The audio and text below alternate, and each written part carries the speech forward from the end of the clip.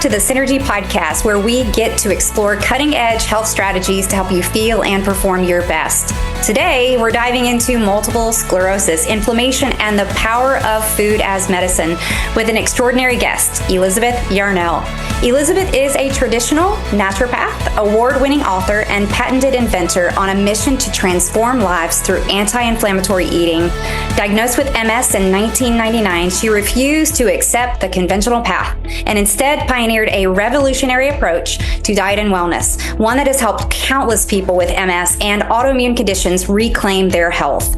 As the director of the Fight MS with Food Project, Elizabeth empowers others to uncover the hidden triggers behind inflammation and discover how small daily food choices can make a massive impact on overall well-being. Her groundbreaking cookbook, Glorious One Pot Meals, has sold over 60,000 copies, introducing an effortless way to eat healthfully without sacrificing time or flavor. So grab a cup of tea, get comfy, and get ready for an inspiring and insightful conversation with Elizabeth Yarnell. So Elizabeth, thank you so much for being here. If you can take us back to 1999, kind of what was your start? Like what started your symptoms with MS? Kind of share your story. Back in 1999, one of my hats was as a freelance journalist. And one night I was working late in my apartment on a story for the Denver Post about cross-country skiing. And it was getting very late and I was like, okay, well, I'm almost done with this story. I'm just going to send it over to my printer and print it out. And then while I was brushing my teeth, I was kind of glancing over the sheets off my printer and I saw 3 places that I wanted to make edits. But I thought, it's late. I'm just going to go to bed. I'll do it tomorrow morning. But when I woke up the next morning, it was a whole different world for me. When I looked at my pages from my printer that I had looked at the night before, I couldn't really read any of them. It had looked like a goblin had come in through the night and literally taken an eraser and erased huge swaths of text from it. What I could make out wasn't making any sense to me. So even these words I had written just a few hours before weren't familiar at all. And the worst part of it was I couldn't figure out, I knew there were 3 edits I wanted to make, but I couldn't even find out where they were or figure that out. And I knew I had to submit this article to my editor by the end of the day. And as it happened that morning, my father called me. He's a neurologist. And he said, how's it going? And I said, well, there's something wrong with my eyes. I just can't, I don't know what's going on. And he said, okay, well, hang on, I'll call you back. And he called me back in 5 minutes and he said, I just got you an appointment with the eye doctor down the hall from my office and you need to come in and get your eyes checked out. And I went in and the eye doctor said, well, you're having something called optic neuritis, which is inflammation of the optic nerve. Right. And your father thinks you need to go in for an MRI right now, which I did. And I was diagnosed with multiple sclerosis that afternoon. Wow. That rarely happens today, right? Where the diagnosis is so acute. It does. Sometimes I like to joke that, being a doctor's daughter means you do get some VIP treatment. Right. Do you feel like looking back, you were having symptoms before that time? Do you feel like there was a prodrome of symptoms that you probably just brushed off and thought, oh, that's no big deal? There were some symptoms, which I think is probably what caused my father to suspect that maybe there was something more going on when this happened. I had a couple of months before, I'd had this tingling in my fingertips that was there for like 6 weeks. I had asked one of my friends who was a med student at the time, and I said, this is really weird. I have this really weird pins and needles feeling in my fingertips. And he said, well, maybe you got drunk and you fell asleep with the back of a chair underneath your armpit. It's called like drunk Saturday night sleep or something like that. I'm like, I don't think so. That would be really unlike me to get that drunk where I would pass out over the back of a chair. But yes, so there were some indications before, but we hadn't really put it all together. The other thing in retrospect was that I had recently returned from a big trip to Asia, and I had come home with at least 5 parasites in my gut. And so I had been really struggling with parasites and been put on Flagyl, which is an anti-parasitic medication, which is super strong and really blows away everything in your microbiome. It doesn't just hit the parasites, it hits everything.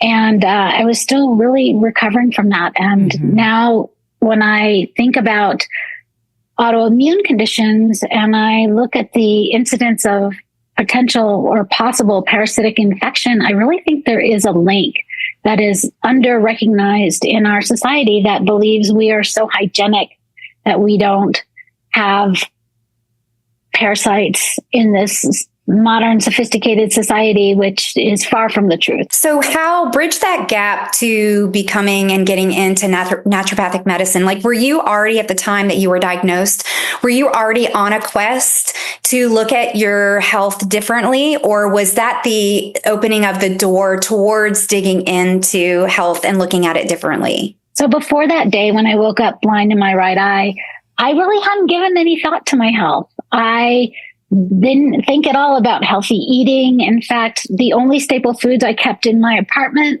were Crystal Light, Diet Coke, and gummy bears. So wow. I was not a picture of health. I was moving forward with my life. I worked out a lot, but I didn't eat well at all. I either ate fast food or I ate restaurant food or I ate leftovers or I just simply skipped a meal. So I wasn't involved in the world of natural health. That wasn't a goal. I really didn't even know about the world of natural health because my father was a neurologist. My mother was a registered nurse and psychologist. And I grew up in the medical world. And I didn't even know that such a thing as naturopaths really existed before this. Yeah. Consumed around the traditional way of looking at health, right? I'm curious, as you created these changes or begun to look at your health a little bit differently, don't know how long that took. How well did your mom and your dad adapt to that? Just curious. That is a very good question. And I have to say one that nobody has ever asked me before, but it was really my fiance at the time. He was also on this trip to Asia with me and had also come back with a bunch of parasites, but his trajectory was very different because he was a competitive athlete and he was all into organic foods and cooking at home and all these things that I was not into for the entire decade of my 20s. And he was the first one really in that period of maybe a few days after I was diagnosed where he said, maybe your diet has something to do with it. You really eat like crap. And I thought, oh, well, I don't even know what a healthy diet is. My father, the neurologist, what he eats like during a day is basically a bag of Hershey's Kisses. So it's not like I feel like I have any grounds or any models to look at for what a healthy diet is. So that's when I started digging into and looking and finding books. And these were the early days of the internet in 1999, right? Trying to see, well, what is a healthy diet? And maybe I should try to follow a healthier diet. And that's when I started to become interested in the world of natural health. Yeah. So I dragged my mother along kicking and screaming in many ways, starting first with organic eggs and really pushing on her and my stepfather about buying cheap eggs and trying to spend more money on quality eggs, things like that. And to the point now, 25 years later, they're much more amenable to that. My father still thinks there's no connection between diet and health, even when he looks at me and I say, Dad, but what about me? How can you explain why I really haven't progressed with MS? And he's like, well, I don't know. Some people do, some people don't. I'm like, there's no appreciation for everything that I've done, including, writing a cookbook and inventing a healthy cooking method and becoming a naturopath and going into my own clinical practice. And my father still doesn't see any value to that.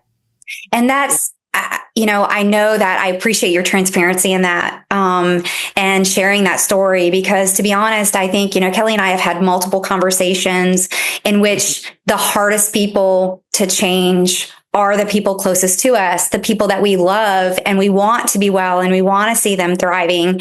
And, we've even had conversations about healthy detachment, that we've had to get to a place where we could in a healthy way detach from that and still love, and let them be in that. But, it's your father, right? And I know how important it was for my father to be proud of me in that. And I'm sure he is. He's very proud of you, right? He just doesn't accept that there's this connection. So, but on Exactly.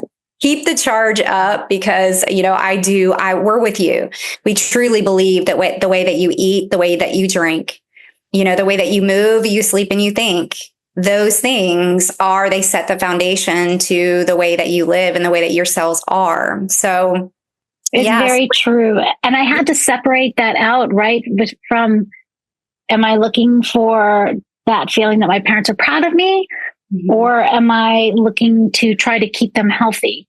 Because one of my mentors said to me very early on in the world of natural health, some will, some won't, but so what? You cannot force people to change their habits of a lifetime unless they want to.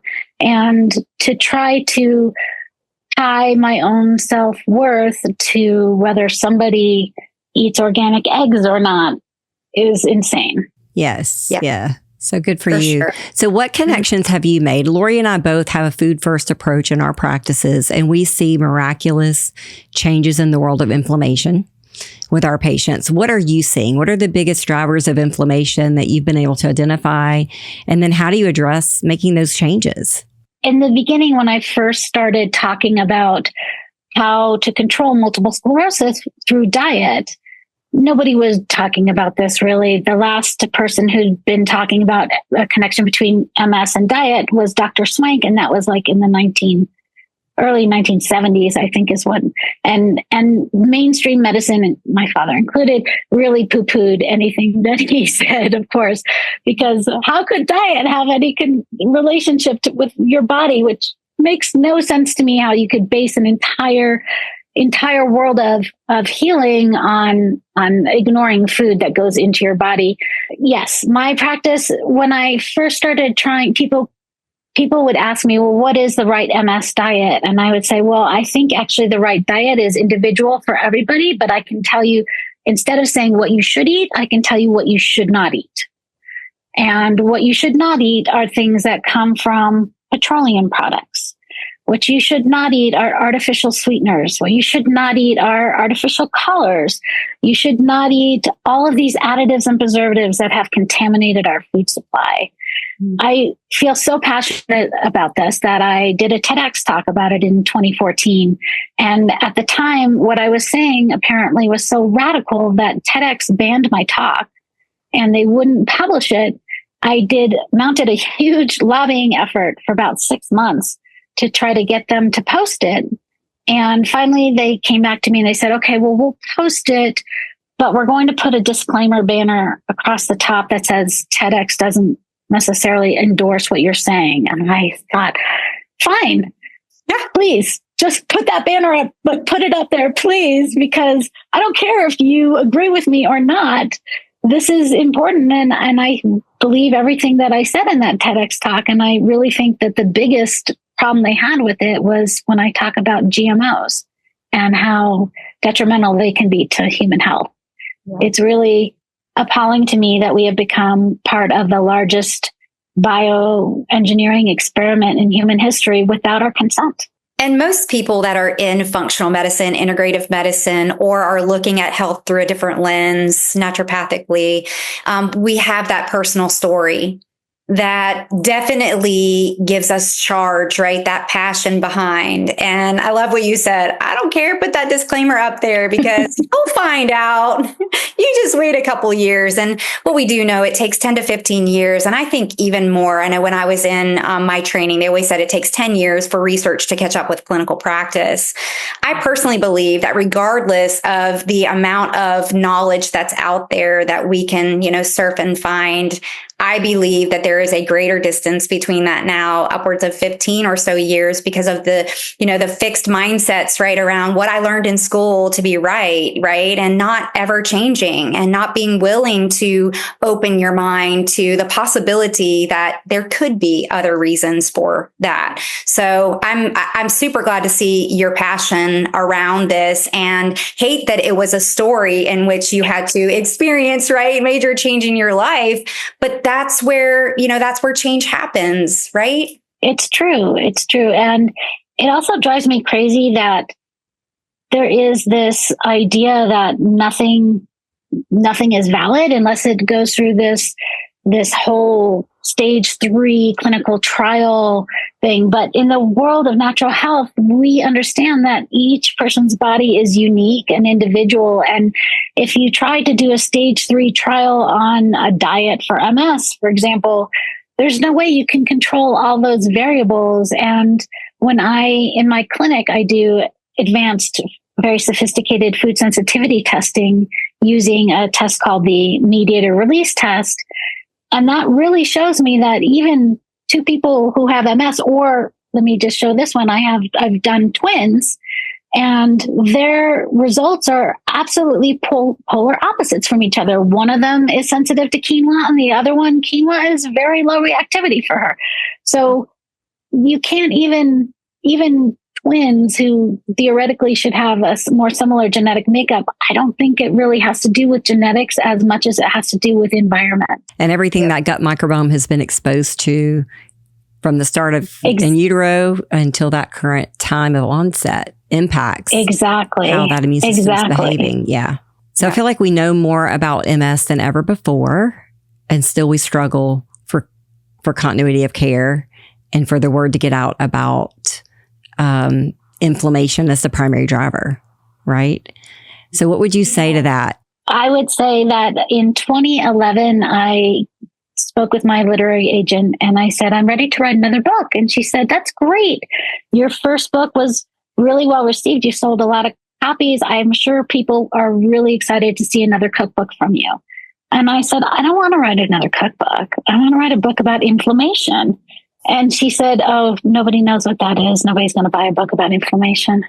But now here we are 15 years later, and I feel like the zeitgeist has finally caught up and we're starting to talk about inflammation, and it is becoming more of a mainstream concept, even if people don't really understand still what it is. So did you end up writing that book on inflammation? So that is my next book that's coming out. It has been a little delayed. It will be out. I'm not exactly sure when it's going to be out, but it's currently called the Multiple Sclerosis Inflammation Connection, from Life Sentence to Life Solution.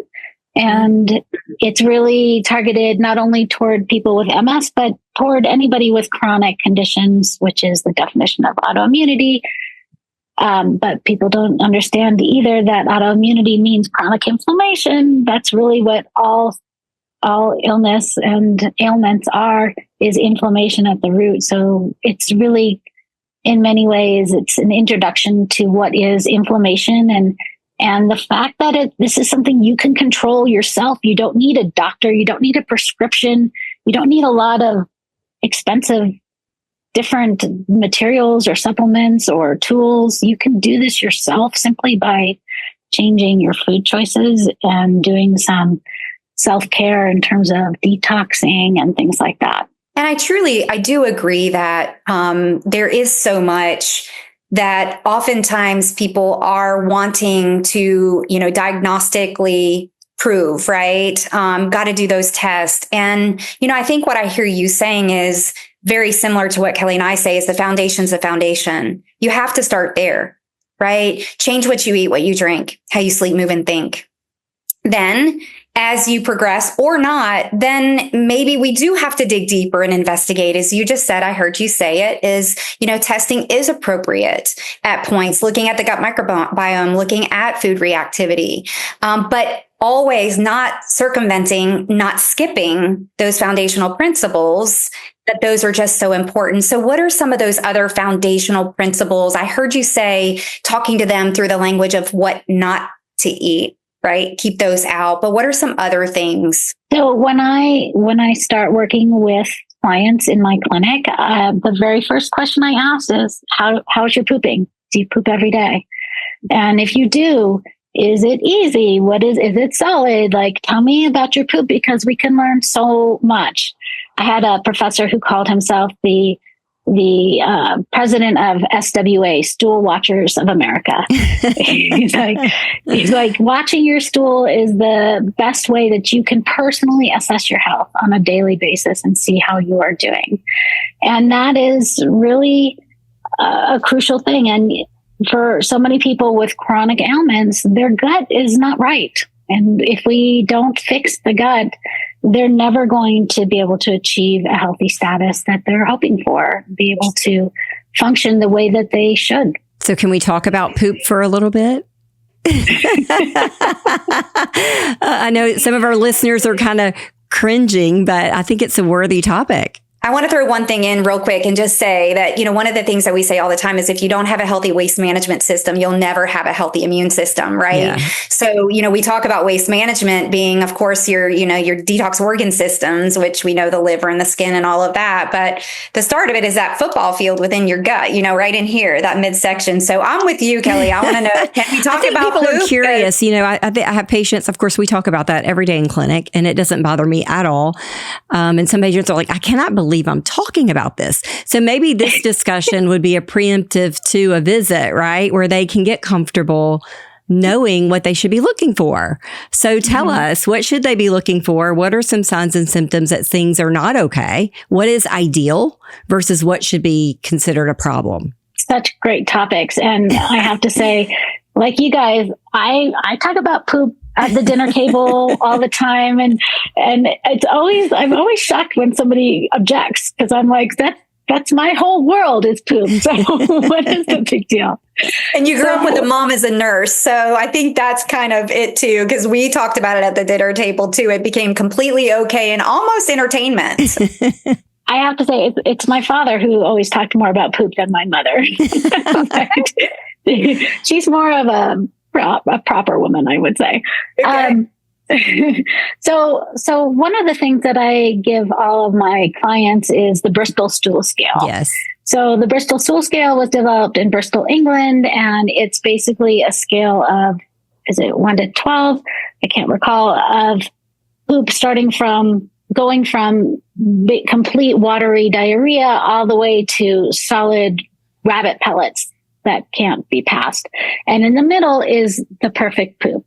And the perfect poop should look like kind of a little bit of an aged banana, like a soft brown, fully formed crescent, more or less, that slides out easily from people when you are ready to poop. And that is the perfect poop. And so that is the goal whenever you're pooping. But really, to back that up, the goal is to have a poop every day, at least one poop every day. And if you're the person who says, I only poop once a week, and that's just my metabolism.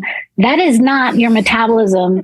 And shun the doctor who told you that, because that is not healthy and not okay. And if you cannot take out the garbage on a regular basis, then that garbage goes back into your body and you become much more toxic and much harder to deal with. And for myself, I had a chronic constipation problem for a long time. And now I can look back and really attribute it to parasitic infection, which can cause constipation or diarrhea, or kind of a alternation between the two of them. And again, we are not taught about parasitic infection in this country, and we don't even think about it, but it's much more common than we have been led to believe. The CDC believes 7 out of 10 adults are carrying parasites in their bodies. And the human body does not like to have foreign invaders in it. So it will do whatever it needs to do to try to tell you that they're there. And if you're not paying attention, they're just going to forever live there, because the goal of a parasite, or the role of a parasite, is to find a host and set up residence and repopulate and live forevermore, really. So you're saying something like that can either create constipation or diarrhea, or going back and forth between the two. And Yes. so either of those challenges would be something to report. And not everybody who has parasites has gastrointestinal issues. Some people do. Some people react more intensively. There's usually an acute phase where might have been where you picked up the parasites, where you might have said, oh, you know what? I had a 24-hour bug, or I had food poisoning, or I had diarrhea for 3 days when I was in Thailand, or I've never really quite been gotten back after that trip to Mexico or something like that. And that could have been the acute phase where you actually got infected, and then your body wants to survive, doesn't want to die. And if you have dysentery for the rest of your life, you will eventually die. So your body kind of pulls back and says, okay, well, I'm not going to fight so hard all the time. But what you do get is you get inflammation in the body in different places. So it's often in the colon and in the gut, but not always. You can have inflammation show up as headaches. So inflammation in the head, we call migraines or headaches or brain fog or depression or panic attacks. Inflammation in the sinuses, we call runny nose, stuffy nose, chronic sinus infections, even postnasal drip, where you have chronic throat clearing. Inflammation in the chest, we might call high blood pressure, we might call heart arrhythmia, we might call asthma, breathing issues. Inflammation in the gut, we might call acid reflux, we might call it heartburn, we might call it cramps after we eat, we might call it vomiting, we might inflammation in the bowels, we might call diarrhea or constipation or both. And then inflammation in the joints, we might call it arthritis or fibromyalgia or just plain joint pain. Inflammation can be anywhere in the body, and we don't really necessarily recognize it as such. These are common complaints that people will have and sometimes settle for because they think, oh, I just have a little arthritis, or, I'm prone to headaches, but they don't really correlate what's going on in the gut microbiome or perhaps what it is that they're eating. Because oftentimes food sensitivities will show up in the same way. They'll have an inflammatory response after that meal and not really connect the dots between the two. Exactly. I have a client who has restless leg syndrome, and she was just complaining to me. She said that she had just gone to her doctor and the medication that she's been on hasn't stopped working. And he said, the next step are the opiates. And she's like, I really don't want to get on the opiates.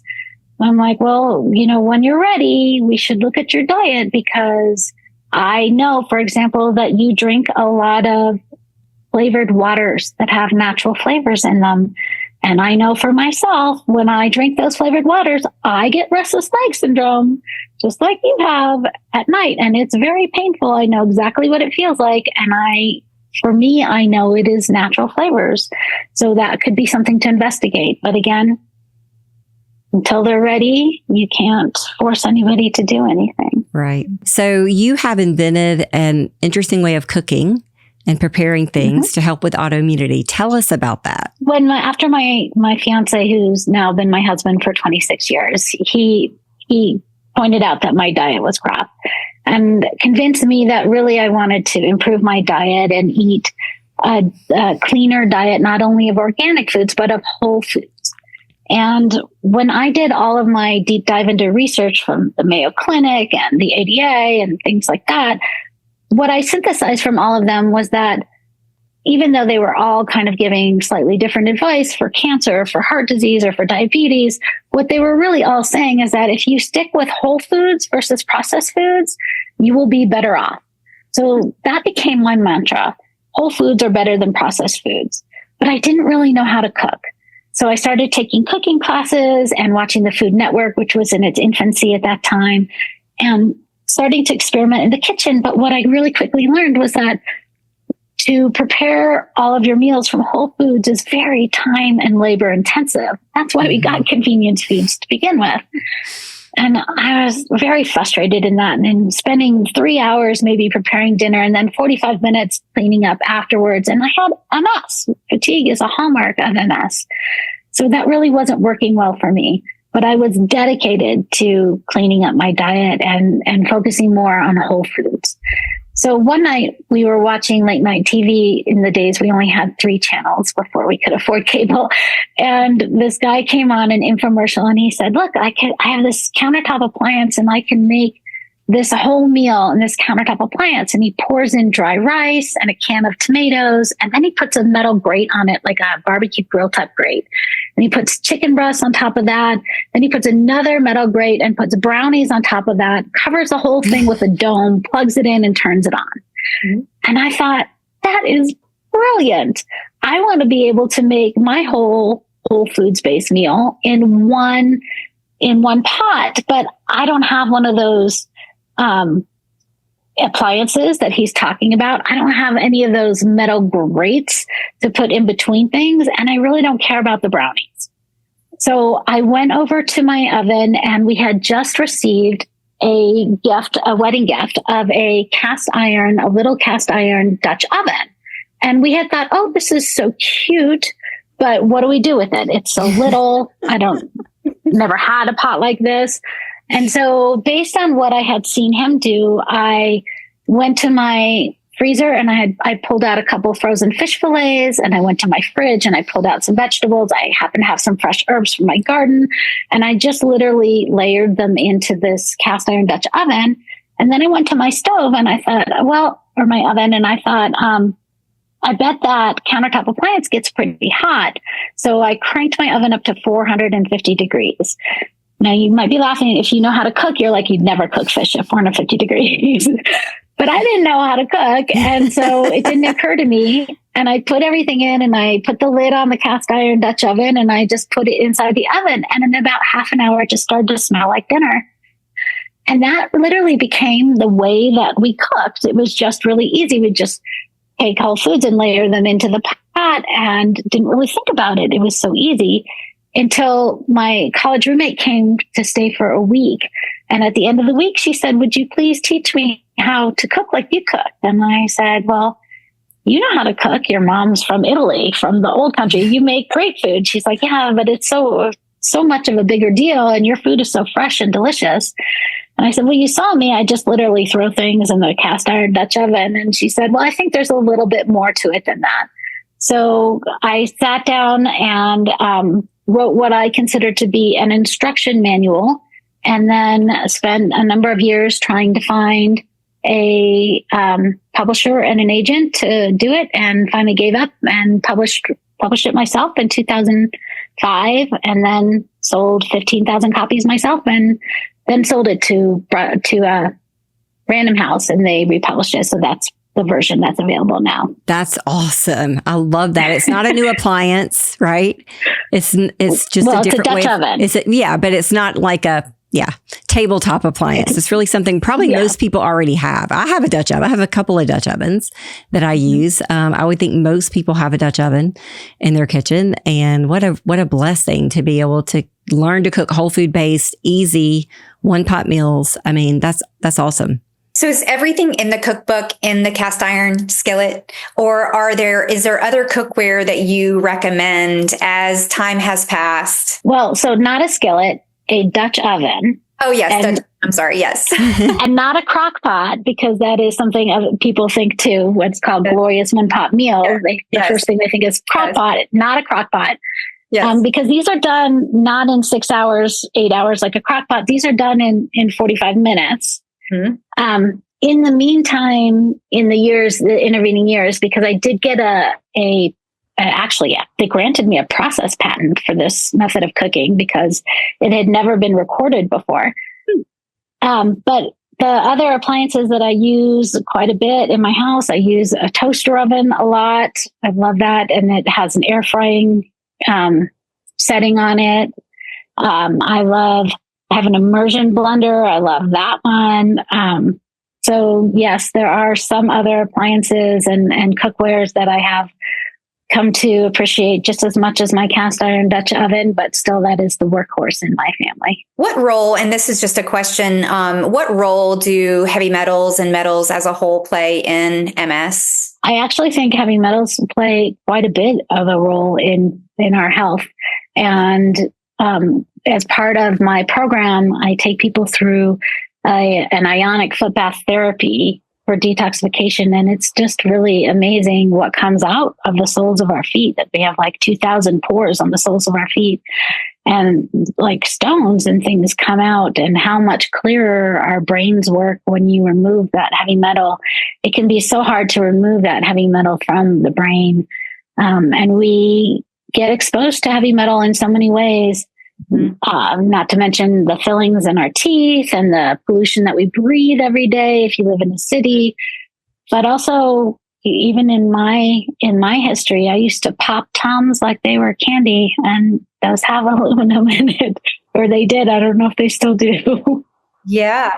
And part of the reason that I asked beyond understanding that relationship, because, our brains and the relationship is, cookware. We commonly get asked, what do you use for cookware? What is the safest? And I think, I guess we could apply some of the same conversation about, we know what not to do, right?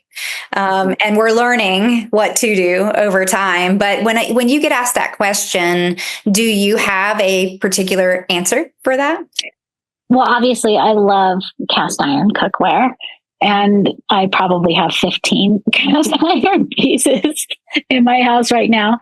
But I also have stainless steel cookware for pots and pans too. And I think glassware is very safe. What you should not use are nonstick cookwares, for example, especially if they've been scratched. And things that have miracle coatings on them, I should say. Because those miracle coatings often come back to haunt us. And I see a lot of cookware now being promoted as better options, but they are coated. And maybe they are PFOA free, but what else do they have in that coating? That's been my question that I haven't really had clarity on. So I too am a fan of the cast iron. I think that's probably for now the safest way to go. I also like ceramic. I think ceramic can be really good. Do you have to be careful about the ceramic as far as like the coating on the ceramic? Like what are the guidelines there for ceramic? And that's where I feel challenged too, because I don't think there are clear guidelines. Yeah. And yes, it's ceramic, but the coating to maintain it over time, right? And I think to your point earlier, I think the coating may be fine, but it's very, very difficult to keep that coating intact. So then when that coating becomes not intact, what are we doing? I mean, that's my question. I don't know the answer, but I just am concerned about that, because we know that, these toxins do bioaccumulate, and there is a threshold of tipping point for a person, and we don't know what that is for each individual person. It is dependent on many, many things, but the more that we can do to control the things that we can control for, the better we do long term. I love that you brought up that threshold, because that is a whole section of my book, is talking about that toxic threshold that we weren't taught growing up in school. Nobody told us that we had this threshold to accumulate toxins that is different for every person. Some people might be able to tolerate more, some people less. But once you have tipped over into autoimmunity, like I have, your toxic threshold is much closer to the top, and you have to be really aware and careful, because no one else is watching out for you to make sure that you're not ingesting all of these toxins and adding to that bucket that's full of all these toxins really in your immune system. And I heard you say earlier about artificial sweeteners too. Do you have a list, just of the absolute no's? That is a common question, and we have a pretty hard stance on this. So I'm looking forward to hearing yours. Yes, and I was a child of the 80s. I grew up with that whole philosophy of better living through chemistry. And I bought into aspartame, hook, line, and sinker. I thought that was the best thing since sliced bread. I was a Diet Coke addict. I put Equal in my coffee. I thought anything diet, low cal, sugar free was the way to go. Low fat, all of that, these mistaken dietary trends that we lived through and unfortunately are still being promoted and are still being sold. So yes, I am a huge advocate of staying away from artificial sweeteners, and those include aspartame, saccharin, high fructose corn syrup, sucralose, dextrose, There are so many now that have names that make us think that they're the same as sugar. And then we have sugar, which is so demonized, cane sugar, which actually I think cane sugar is a better option than high fructose corn syrup, for example. So if those are your options, then sometimes that is your option, is you have to look and see which is worse and try to avoid that one. Have you played around with allulose? Have you done any utilization of allulose yet? I have not. What do you think about that? Well, I mean, we're using it. We just started using it a few weeks ago, and we're monitoring. We do a lot of continuous glucose monitoring, and we're actually seeing lower blood sugars. Like, it lowers blood sugar beyond, we've got people that were monitoring before and then monitoring after. And I'm just fascinated. Dr. Perlmutter kind of put it on the map as far as a way of lowering uric acid. And so I'm just curious at this point. I mean, I think time will tell. Well, I am excited to see your studies when you publish that, because I haven't looked into that at all. I have a lot of people come to me and they're like, what about stevia? And what about the sorbitols and the xylodols? And part of me feels like, stevia, I feel a little more comfortable with because it is a plant, as opposed to the sugar alcohols that are so incredibly synthesized. Mm-hmm. And I kind of feel like the science hasn't come in yet, and I'm not super comfortable recommending them. Yeah. And we absolutely do not recommend the sugar alcohols. They completely disrupt the gut microbiome. And so many of the other products that are out there, like stevia, are often cut with a product that's a sugar alcohol, right? To lessen the expense of it, or for whatever reasons, the manufacturers try to do some of that, that shady stuff that they like to do.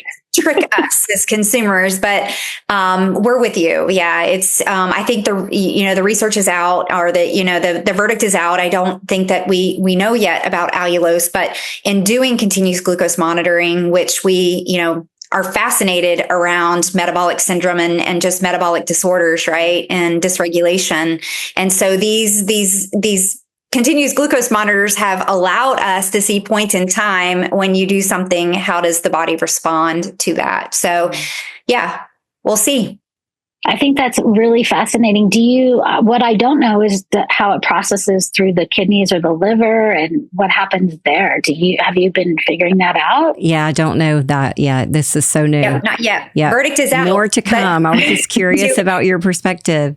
So we know diet has a huge impact on inflammation. In fact, the things that we put into our body, 90% of our inflammation comes from what we're eating. Right? What we're deliberately putting into our body. So there's huge power in that, right? I mean, I think there's amazing power in the ability to change what we put in our body in the way of food. What other foundational things do you think are important for the patient with autoimmunity to be embracing as lifestyle changes and lifestyle factors to be considered in their planning? Yes, because not only are we being exposed to everything that goes into our mouth, but our skin is our largest organ. So everything we put on our skin, everything we breathe in our air, all those aromas. I have a big soapbox about things like dryer sheets and those synthetic aromas that are everywhere in our world that are just mixtures of chemicals that are created in laboratories. And those chemicals are still molecules. And whenever I think about those commercials and are like, oh, breathe in the fresh scent of your laundry. And you go, and you breathe all these chemicals down into the bottoms of your lungs where they get trapped in those little areoles and capillaries. And then they irritate because they are completely synthetic and probably at their foundation derived from petroleum too. And evolution never foresaw us having to process all of these molecules that came from 2 miles underneath the Earth's surface. We didn't intend for it. And I think that that's why autoimmunity has become so common really since the start of the Industrial Revolution. And it just keeps increasing in incidence more and more and more as our world becomes more and more contaminated.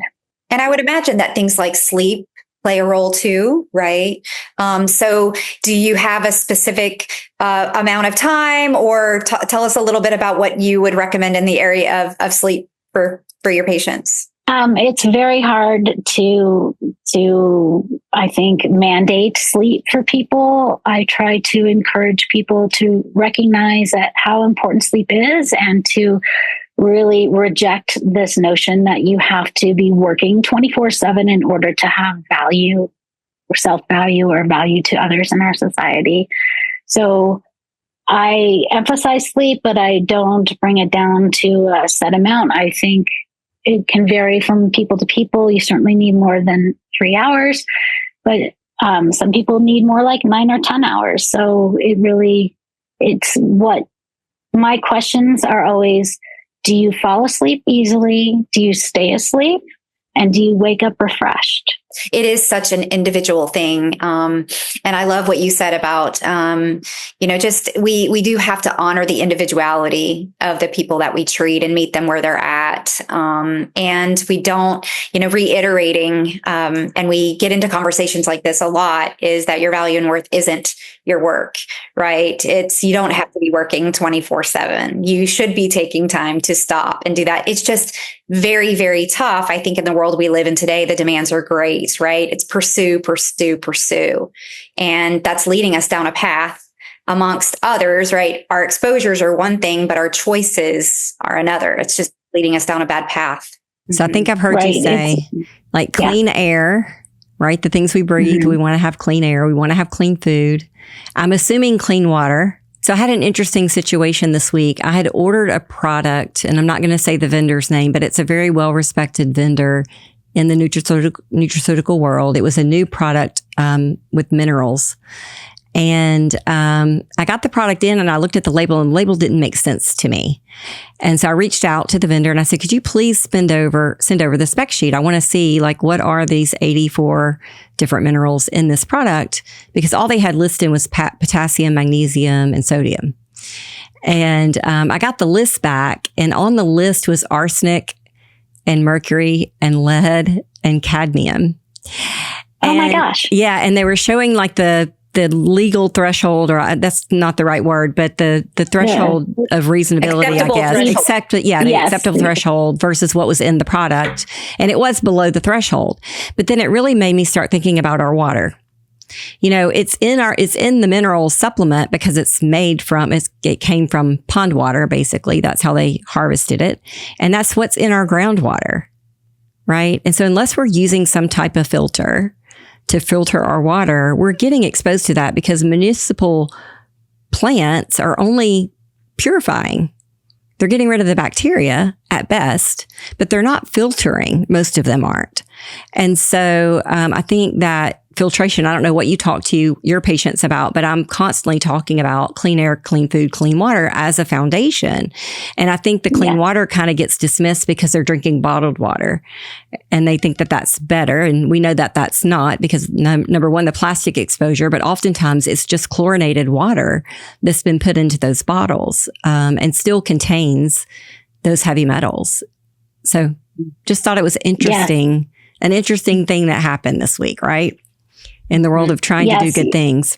When I went to a natural health workshop in right around 2000, and in this natural health workshop, that was the first time I had really learned about the exposure to chlorine from our municipal water supplies, which are using it, again, antibacterial. But all that chlorine is coming through all of our water. And it's one thing when the chlorine is cold, but it's another thing when you heat it up in your shower, in your bath, and then you aerosolize it. And now you're breathing in chlorine vapors, which is incredibly harmful for human health. Mm-hmm. So since I think it was 2000, we put our first whole house water filter into our house.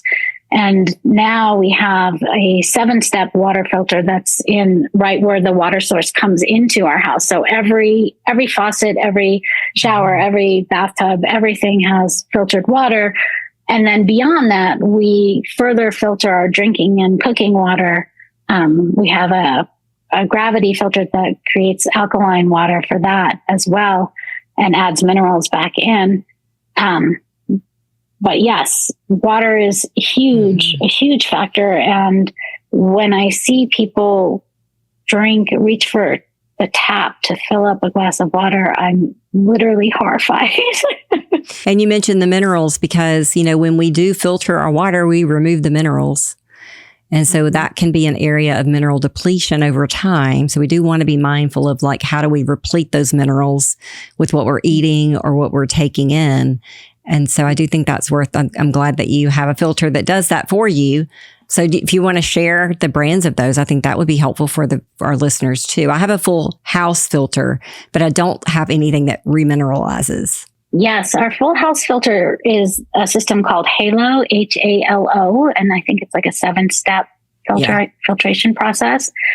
And our first filter in our first house was just from Sears, which I don't even know if Sears exists anymore, but it was much simpler, but it was still something. Yeah. And then our countertop filter is a Nikon PiMag filter, which I really, really like, and we've had for maybe 20 years as well. And we just replaced the filter and the stones, the mineral stones along the bottom. Speaking of minerals, that's another thing we don't learn in school, right? As elementary school students, that minerals are the foundation of life. And if your minerals are out of whack, you're not living well. You're not feeling good. Right. It was, I feel like such a learning point for me when I realized that we are part of this earth. We are part of this planet, and we are made from the same things that this planet is made from. And that is an important part to how our bodies, this amazing, complex biological, chemical, electrical system works. We need minerals. And especially as someone with multiple sclerosis, which is really an electrical dysfunction in our systems, when the nerves or the messages from the brain misfire going to the body, well, all those messages are carried through synapses across our nerves. And those synapses travel just like lightning through a swimming pool. They travel through this interstitial liquid. And if there's not enough and the right amount of minerals dissolved in this interstitial liquid, that electricity doesn't travel as well. And minerals are the catalysts for hormones, right? They're the ions that help hormones get intracellular and work better. So for all of our patients that are interested in just hormone balance, better energy, the mitochondria needs minerals to fuel. And so minerals are really our spark plugs, right? I still think the medical world is kind of behind on their stress about minerals. They don't really focus on them maybe as much as they should, and they don't really understand them as much as they should. I just think that our environment has evolved a lot faster than we can evolve, genetically speaking, for sure, but also just from a mindset perspective. Our soil is not as rich as it used to be. So our vegetables are not as nutritious as they used to be. And we just haven't really accepted that and learned supplementation is often necessary to plug those holes because of what the extent to our environment has changed. In my clinic, I do like to try to reduce the inflammation first and then focus on supplementation, just so that we can suss out what is actually happening, what is being caused by inflammation, what is being caused by deficiencies, and what can we right the boat about by removing that inflammation and just allowing the body to really function the way it's supposed to. You speak to is just having that strategic approach, right? And that individual approach, right? Yeah.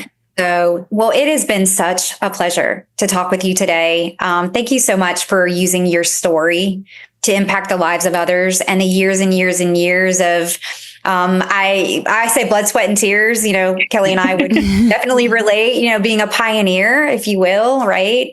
We're just really grateful for the opportunity that we've had to talk to you today and for taking time out of your schedule. How do people find your books? Tell us just your website. Give us a little bit more information on how they would get in contact with you. Well, I'm so appreciative to be able to talk with you both today. This has been just a fantastic conversation, and I'm so glad that we have done it. And I hope people learn a lot from it and take home a lot of information, because I think we covered a lot today. So the best way to reach me is at my website, which is ElizabethYarnell.com. And My cookbook is called Glorious One Pot Meals. And if you go to Glorious One Pot Meals, glorious, like hallelujah, not Gloria, you'll see there's a way that you can sign up and you can get a free gift to stockpile your pantry and your freezer to make it really super easy to cook healthy whole food meals all the time. And then my new book that will be coming out soon, that webpage is msinflammationconnection.com. And you can go there and you can get on the list to hear about when the book is coming out, and then you'll be the first to know. So sweet. Probably right after me, because I don't know yet either. That's awesome. Well, you have so many good things on the horizon. So wishing you all the best in what's to come. The Synergy Podcast is for general informational purposes only and does not constitute the practice of medicine, nursing, or other professional healthcare services, including the giving of medical advice, and no doctor-patient relationship is formed. The content of this podcast is not intended to be a substitute for professional medical advice, diagnosis, or treatment. Users should not disregard or delay in obtaining medical advice for any medical condition they may have and should seek the assistance of their healthcare professionals for any such conditions.